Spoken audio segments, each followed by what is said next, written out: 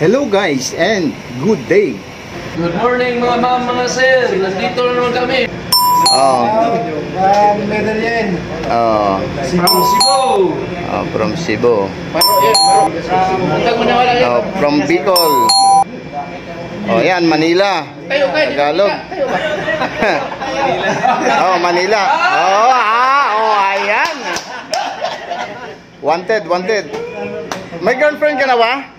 Meron po, sir. Ay, nako, may girlfriend na. Boyfriend lang pala, sir. May boyfriend ka, no? Ano yun, matangkad o tama lang? Okay. Yan si Peter, from Bohol, Talibon. Yan, Bohol. Si Port. Sa mga taga Laguna, hello. Laguna. Ayaw mo batiin yung misis mo? Sasawa, sir. I love you. Ayan, mga ganon. Very good, ano? Si third, Sir, from Surigao, Marajao, Carajao, Cardenio, Tanan. Kita mo yan, ha? Espanyol na! Espanyol. Ito si Sek. Marajao, Carajao, Pista, sa Ege Hulot. Grabe yung Bisayaan. Jinsan pala. Jinsan pala si Elek. Ako, nakarating ako ng Jinsan eh.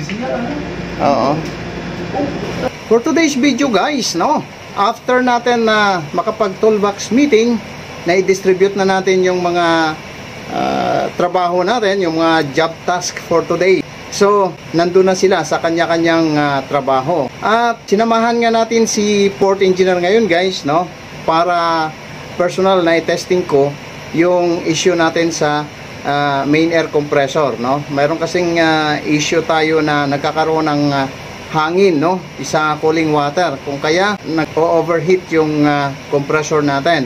At yan nga guys, so tinitesting nating mabuti para ma-confirm kung saan ba yung may problema. At yun nga guys, nanggagaling sa main compressor number 2. So bigyan natin ng oras yan para baklasin.